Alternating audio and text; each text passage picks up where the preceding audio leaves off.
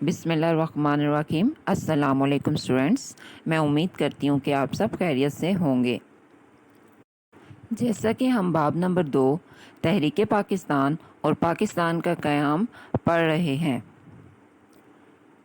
آج ہم اس باب کے عنوان پہلے گورنر جنرل کی حیثیت سے قائد اعظم محمد علی جناح کی خدمات اور کارنامے کے بارے میں ڈیٹیل سے پڑھیں گے۔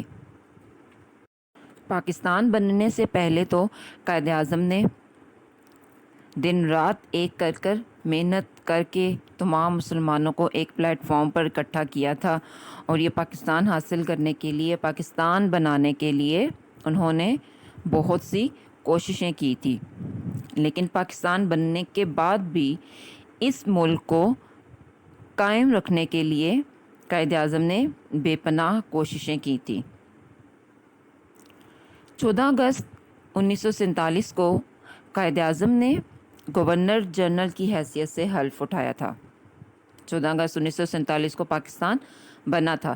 اسی دن قائد اعظم نے گورنر جنرل کی حیثیت سے حلف بھی اٹھا لیا۔ پاکستان کے پہلے گورنر جنرل تھے قائد اعظم محمد علی جناح، اور اس کے وزیر اعظم تھے، پہلے وزیر اعظم لیاقت علی خان بنے تھے۔ اور چونکہ یہ ملک ابھی نیا تھا، ابھی نوزائیدہ مملکت تھی یہ، اس لیے ابھی اس کا کوئی دستور یا اس کے لیے کوئی ڈھانچہ یعنی کہ قانون ابھی تیار نہیں ہوا تھا۔ اور جو 1935 میں ایک ایکٹ منظور کیا گیا تھا، اسی ایکٹ کے تحت، اسی قانون کے تحت اس میں کچھ تبدیلیاں کر کے ملک چلایا گیا، اور قائد اعظم محمد علی جناح بہت کم عرصے کے لیے، صرف اور صرف 13 ماہ جو ہے وہ گورنر جنرل کی حیثیت سے زندہ رہے تھے۔ اور اس مختصر مدت میں بھی آپ نے اپنی قائدانہ صلاحیتوں سے، آپ ایک لیڈر تھے، آپ نے ایک قائد کے اندر جو صلاحیتیں ہونی ہیں وہ سب آپ میں موجود تھیں، اور آپ نے اس ملک کو سنبھالا تھا اور پاکستان کو اپنے قدموں پر کھڑا کیا تھا۔ کیونکہ پاکستان کے جو دشمن تھے، جو چاہتے تھے یہ نہ بنے، انہوں نے یہ بے پناہ کوششیں کی تھی کہ یہ ملک ایسا بنایا جائے، بننے کے فوراً بعد ہی یہ ملک دوبارہ سے ٹوٹ جائے۔ لیکن قائد اعظم کی کوششوں نے، ان کی شخصیت نے، آزادی کے بعد جو بہت سے مسائل تھے، بہت مسائل پیدا ہوئے تھے اس وقت، انہوں نے ہی اس مشکلات سے اس ملک کو نکالا تھا۔ اور جو ہندو تھے انہوں نے ہر ممکنہ کوشش کی تھی پاکستان کے لیے کہ یہ سلامت نہ رہ سکے۔ اب ان میں کون کون سے مسائل تھے؟ جو اثاثہ جات تھے ان کی غیر مساوی تقسیم ہوئی تھی، مہاجرین کی آباد کاری کا مسئلہ تھا، جو لوگ وہاں سے ہجرت کر کے پاکستان آ رہے تھے مسلمان، اور ان کے ساتھ بہت برا سلوک کیا جا رہا تھا، اور ایسے ہی بہت سے مسائل کا سامنا کرنا پڑا تھا اس وقت نئے پاکستان کو۔ وسائل کی بھی بہت کمی تھی۔ فرسٹ پوائنٹ ہے، قائد اعظم نے حالات کی نزاکت کو بھانپتے ہوئے فوری طور پر کراچی کو پاکستان کا دارالحکومت بنایا۔ پاکستان کا جو پہلا دارالحکومت بنایا گیا تھا وہ کراچی تھا، اسلام آباد کو بعد میں دارالحکومت بنایا گیا تھا۔ تو قائد اعظم نے کراچی کو دارالحکومت بنایا تھا، کیپٹل بنایا تھا پاکستان کا، اور قائد اعظم نے پاکستان کا سیکریٹریٹ بنایا تھا، اور جو سرکاری ملازمین تھے، جو گورنمنٹ کی جاب کر رہے تھے جو لوگ، ان کو قائد اعظم نے یہ تلقین کی تھی کہ آپ اس ملک کی خاطر ایمانداری سے کام کریں۔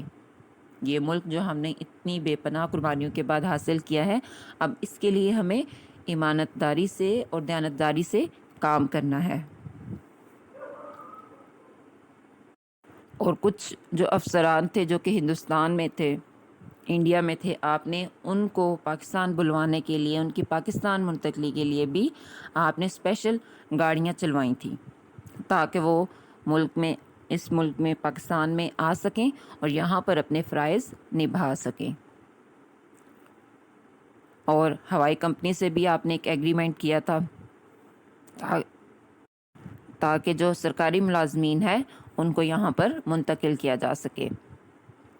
اور پھر آپ نے جو انتظامی ڈھانچہ تھا اس کو مزید بہتر بنانے کے لیے جو چودھری محمد علی تھے ان کی سرکردگی میں ایک کمیٹی بنائی. آپ نے سول سروسز کا افتتاح کیا اور سول سروس اکیڈمی بنائی تھی آپ نے. اور اس کے علاوہ اکاؤنٹس اور فارن سروس کا آغاز بھی قائد اعظم نے کیا تھا. اور جو بحری اور بری افواج تھیں ان کو بہتر بنانے کے لیے بھی آپ نے ہیڈ کوارٹر بنائے. افواج جو کہ ملک کے دفاع میں اہم رول پلے کرتی ہیں تو ان کا بھی ایک ہیڈ کوارٹر ہونا چاہیے, تو وہ بھی قائد اعظم نے بنایا. اب اسلحہ فیکٹری کا قیام بھی آپ کے دور میں ہوا کیونکہ افواج کو اپنے ملک کے دفاع کے لیے اسلحہ چاہیے ہوتا ہے, تو قائد اعظم نے اپنے دور میں اسلحہ فیکٹری کا قیام بھی کیا. اور ان بے پناہ مسائل کے ساتھ ساتھ آپ نے خارجہ پالیسی کی طرف بھی خصوصی توجہ دی تھی. آپ نے دوسرے ممالک کے ساتھ تعلقات بنائے, جو بڑے بڑے ممالک تھے, جو ہمسایہ ممالک تھے, ان کے ساتھ تعلقات استوار کیے, کیونکہ کسی بھی ملک کو دنیا میں قائم رہنے کے لیے, آگے بڑھنے کے لیے اس کو دوسروں پر, ہر ملک کسی نہ کسی طرح دوسروں پر ڈیپینڈڈ ہوتا ہے. تو قائد اعظم نے کو یہ سمجھ بوجھ تھی کہ ہمیں ہمسایہ ممالک کے ساتھ, بڑے ممالک کے ساتھ اچھے تعلقات رکھنے ہیں, ہماری بقا کے لیے یہ لازمی ہے. تو آپ نے خارجہ پالیسی کی طرف بھی خصوصی توجہ دی تھی, اور جو یہ تعلقات تھے یہ ہماری خارجہ پالیسی کے بنیادی مقاصد میں شامل تھا. اور اسی طرح قائد اعظم کی جو مدبرانہ شخصیت تھی, اسی ہی کی بدولت پاکستان جو تھا وہ اقوام متحدہ کا رکن بنا تھا. قائد اعظم نے پاکستان بننے کے بعد صرف 13 ماہ جو ہے وہ زندگی گزاری تھی اس ملک میں, اس آزاد ریاست میں. پھر بھی قائد اعظم نے اتنے اہم کام جو ہیں وہ ان 13 ماہ میں کیے تھے. اور اس کے علاوہ بھی مسائل بے شمار تھے. تعلیم کے میدان میں کامیابی حاصل کرنا ضروری تھا. قائد اعظم نے اس کی طرف بھی خاص توجہ دی تھی, اور 1947 میں ہی 1947 میں ہی پہلی تعلیمی کانفرنس منعقد کروائی تھی. اور آپ کے خیال میں, آپ کی نظر میں تعلیم کا مقصد اخلاقیات کی تشکیل تھا, یعنی کہ انسان کا اخلاق بہتر ہوتا ہے. آپ یہ سوچتے تھے کہ تعلیم انسان کو مکمل انسان بناتی ہے. واقعی میں ہی ایک انسان کا اخلاق جیسا ہونا چاہیے, وہ اخلاقیات پر صرف اور صرف تعلیم ہی کام کر سکتی ہے.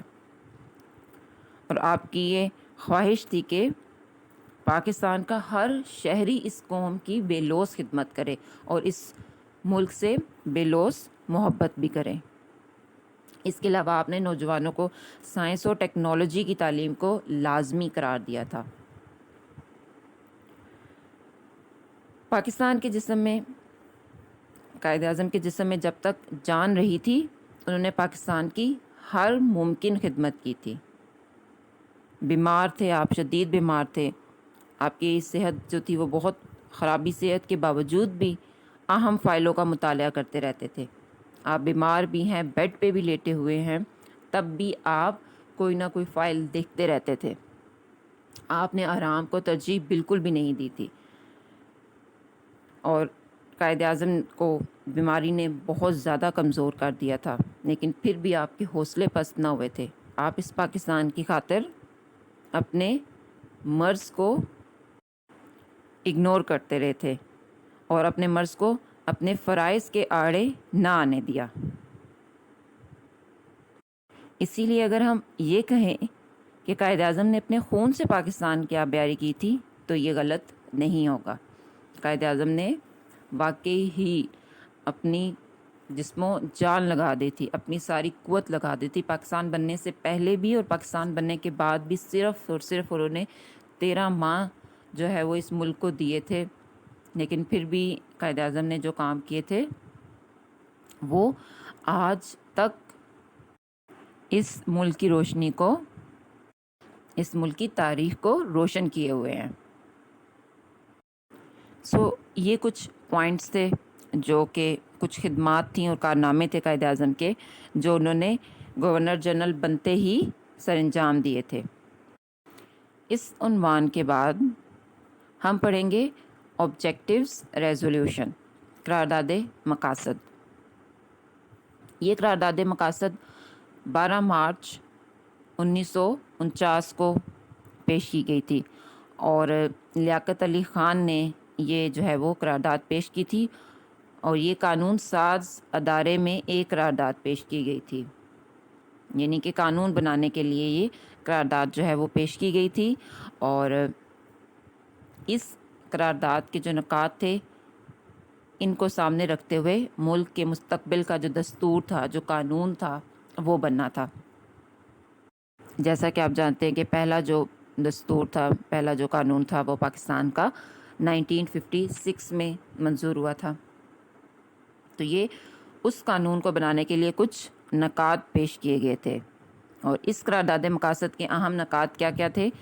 پہلا تو اس کا نکات یہ تھا کہ اللہ تعالیٰ کی حاکمیت، اور اس قرارداد میں یہ بات واضح طور پر کہی گئی تھی کہ ساری کائنات کا مالک اللہ تعالیٰ ہے، اور اقتدار کا مالک بھی صرف اور صرف اللہ ہے۔ اللہ تعالیٰ نے ہم مسلمانوں کو یہ اقتدار بطور امانت دیا ہے، اور ہم نے اس اقتدار کو جو اللہ تعالیٰ نے حدود مقرر کی ہیں اس میں رہتے ہوئے عوام کو اپنے نمائندے منتخب کرنے ہیں، اور ان نمائندوں نے کام کرنا ہے۔ تو سب سے پہلا اور اہم پوائنٹ جو تھا وہ اللہ تعالیٰ کی حاکمیت تھی۔ پھر جو دوسرا پوائنٹ تھا وہ تھا اسلامی اقدار کی پابندی، چونکہ ہم نے یہ ملک اسلام کے نام پر حاصل کیا تھا، قرآن و سنت کے مطابق زندگی گزارنے کے لیے ہم نے یہ ملک حاصل کیا تھا، اس لیے یہاں پر جو اسلام کی اقدار ہیں ان پر، جن میں جمہوریت ہے، آزادی ہے، رواداری ہے، معاشرتی انصاف ہے، یہ سب ہمیں اسلام نے اس کی تعلیم دی ہے۔ تو ان سب اقدار کو اس معاشرے میں ہم نے فروغ دینا ہے۔ اور پھر تھرڈ پوائنٹ تھا اسلامی طرز زندگی، اور ہمارا جو وے آف لائف ہوگا وہ اسلامک ہوگا، چاہے کوئی ایک فرد ہو یا پورا مجمع ہو، مسلمانوں کو اپنی انفرادی اور اجتماعی زندگی اسلام کے مطابق گزارنی ہے۔ چوتھا اس کا پوائنٹ تھا کہ جہاں پہ یہاں پر جو منورٹیز رہ رہی ہیں، جو اقلیت میں، جو کم تعداد میں لوگ رہ رہے ہیں، ان کو بھی ان کے مذہب اور عقائد کے مطابق زندگی گزارنے کا حق حاصل ہے، اور ان کو مکمل تحفظ دیا جائے گا ان کے مذاہب کو اور ان کے عقائد کو، جو کہ قائد اعظم نے بھی پاکستان بننے سے پہلے ہی کہہ دیا تھا کہ یہاں پر اقلیتوں کو مکمل تحفظ حاصل ہوگا، اور جو کہ آج تک حاصل ہے۔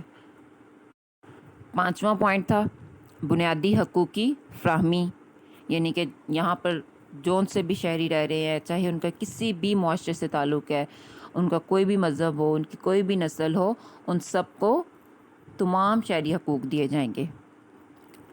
اور 6 پوائنٹ تھا وفاقی نظام حکومت ہوگا، یعنی کہ فیڈرل فارم آف گورنمنٹ جو کہ آج کل ہے، اور پاکستان کا نظام وفاقی اور جمہوری ہوگا، ایک وفاق ہوگا اور جس کے تحت صوبے کام کر رہے ہوں گے، اور جمہوریت ہوگی، عوام اپنے نمائندے خود منتخب کریں گے، اور اس کے ذریعے اس ملک کا نظام چلایا جائے گا۔ یہ دستور کے بننے سے پہلے کچھ پوائنٹس جو ہے وہ پیش کیے گئے تھے کہ ان پوائنٹس کو مد نظر رکھتے ہوئے ہی دستور بنایا جائے۔ 7 پوائنٹ تھا جو پسماندہ علاقے ہیں، جو ترقی پذیر علاقے نہیں ہیں، جو بیکورڈ ایریاز ہیں، ان کو ترقی دینے کے لیے کوشش کی جائے گی، اقدامات اٹھائے جائیں گے، اور جو ترقی یافتہ علاقے ہوں گے ان کے برابر انہیں لایا جائے گا۔ 8 پوائنٹ تھا عدلیہ کی آزادی، اور اس قرارداد مقاصد میں یہ بات کی گئی تھی کہ عدلیہ اپنے فرائض کی ادائیگی میں بالکل آزاد ہوگی اور اس کے اوپر کسی قسم کا دباؤ نہیں ہوگا، اور پاکستان کی قومی زبان اردو ہوگی۔ یہ 9 پوائنٹس جو ہیں وہ اس قرارداد مقاصد میں شامل تھے۔ اب اس قرارداد مقاصد کی اہمیت کیا تھی؟ کیوں ضرورت پیش آئی تھی اس قرارداد مقاصد کی؟ اس قرارداد مقاصد کی منظوری کے بعد پورے ملک میں ایک خوشی اور اطمینان کی جو ہے وہ لہر دوڑ گئی تھی، اور لوگوں کو یہ احساس ہو گیا تھا کہ اب جو بھی دستور بنے گا وہ لوگوں کی خواہشات اور مرضی کے مطابق بنے گا۔ لوگوں نے بے پناہ قربانیاں دی تھی، بہت سے لوگ جو ہجرت کر آئے تھے انہوں نے اپنے پورے کے پورے خاندان جو ہے وہ ان کے قربان ہو گئے تھے۔ اب وہ اس ملک میں رہ رہے تھے، آزادی سے زندگی گزار رہے تھے۔ تو اس قرارداد مقاصد کے بعد، جس میں تمام لوگوں کی خواہشات کا، جس مقصد کے لیے انہوں نے پاکستان حاصل کیا تھا، وہ تمام پوائنٹس اس قرارداد میں پیش کیے گئے تھے۔ تو اس قرارداد کی منظوری کے بعد ان لوگوں کو اطمینان ہو گیا تھا، اور اس قرارداد کی مقاصد کی اہمیت کا اندازہ ہم اس بات سے بھی لگا سکتے ہیں کہ اس قرارداد کی منظوری کے بعد ملک میں دستور بنانے کا کام کا آغاز کر دیا گیا تھا، اور پھر ایک کمیٹی بنائی گئی تھی جسے بنیادی اصولوں کی کمیٹی کا نام دیا گیا تھا۔ اور اس قرارداد مقاصد نے بنیادی اصول پیش کر دیے تھے دستور بنانے کے لیے، اور قرارداد مقاصد پاکستان میں بننے والے تمام دساتیر میں، پاکستان میں جتنے دستور بنے تھے، اس کے بعد آپ نے پڑھا 2-3 دفعہ 62 میں، پھر 73 میں جو بھی دستور بنائے گئے تھے، اس میں یہ تمام جو نکات پیش کیے گئے تھے یہ ابتدائیہ شامل کیے گئے تھے۔ شروع میں ہی یہ تمام پوائنٹس شامل کیے جاتے تھے تمام دساتیر میں، اور 1985 میں اور 1973 کے آئین میں ترمیم کر کے اسے باقاعدہ آئین کا حصہ بنا دیا گیا تھا۔ ان تمام اصولوں کو آئین کا ہی، قانون کا ہی حصہ بنا دیا گیا تھا، ان 9 پوائنٹس کو۔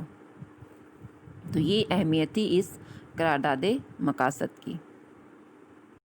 انڈرسٹوڈ؟ میں امید کرتی ہوں کہ آپ سارے پوائنٹس سمجھ کے ہوں گے۔ پیج نمبر 46 پر ٹاپک ہے پاکستان بھارت جنگ 1965۔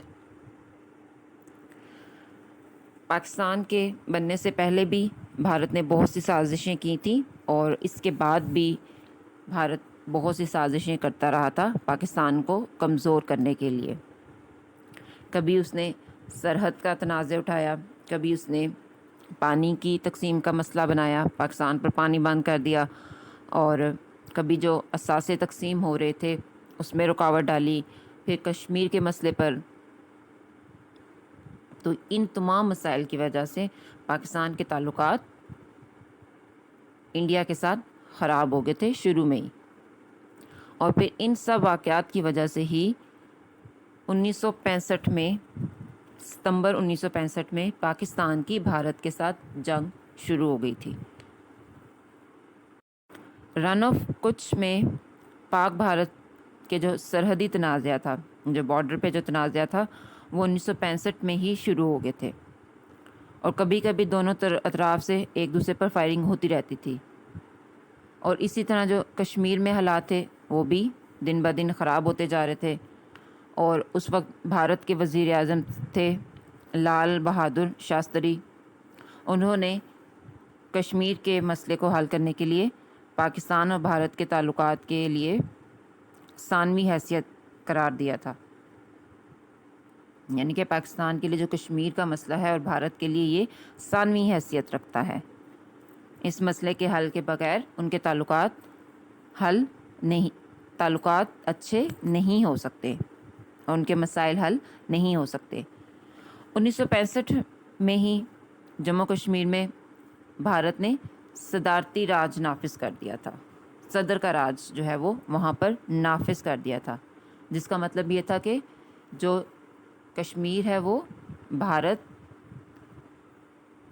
کا حصہ بن چکا ہے، اور اس پر کشمیری عوام نے جو ہے وہ مظاہرے شروع کر دیے تھے اور اس کے خلاف آواز اٹھانا شروع کر دی تھی، بھارتی تسلط کے خلاف، اور ان تمام واقعات کی وجہ سے دونوں ممالک کے درمیان کشیدگی بڑھتی جا رہی تھی۔ اس جنگ کے جو اہم واقعات تھے، مین ایونٹس تھے، اور اس کی جو ڈیٹیل ہے انشاءاللہ ہم نیکسٹ لیسن میں ڈیٹیل سے پڑھیں گے۔ صفحہ نمبر 58، پیج نمبر 58 پر سوالات کے تفصیلی جوابات لکھیں۔ مختصر جوابات یقیناً آپ اپنی کاپیز پر کر چکے ہوں گے، اور ایم سی کیوز اور شارٹ کویسچن آنسرز آپ کو لرن کرنے کے لیے دیے گئے تھے، آپ لوگوں نے، میں امید کرتی ہوں کہ یاد بھی کر لیے ہوں گے، اور اس کے ساتھ آپ کو لانگ کویسچنس ایک ایک مل رہا ہے یاد کرنے کے لیے، وہ بھی آپ، میں امید کرتی ہوں کہ ساتھ ساتھ یاد کر رہے ہیں۔ تو پہلا جو لانگ کویسچن ہے، دوسرا، تحریک علی گڑھ پر سیاسی، سماجی اور تعلیمی پہلوؤں سے روشنی ڈالیں، قائد اعظم کے 14 نکات، قائد اعظم کی سیاسی اور آئینی کوششوں کے حوالے سے قیام پاکستان میں کردار۔ یہ 3 لانگ کویسچنز ہم کر چکے ہیں۔ آج جو ہم نے ٹاپک پڑھا، قرارداد مقاصد،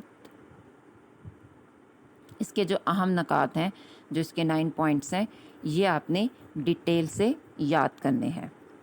ایز اٹ از، آپ اگر آپ کے پاس ابھی گائیڈ بک نہیں بھی اویلیبل، آپ بک سے as it is in points کو یاد کر لیں۔ یہ آپ کا ایک لانگ کویسچن، اور اس قرارداد مقاصد کی اہمیت، یہ بھی آپ نے یاد کرنا ہے۔ تو یہ 2 لانگ کویسچنس، قرارداد مقاصد کی اہمیت، شارٹ کویسچن ہے یہ، اور لانگ کویسچن قرارداد مقاصد کے اہم نکات، یہ آپ نے تفصیل سے یاد کرنے ہیں۔ تھینک یو، اللہ حافظ۔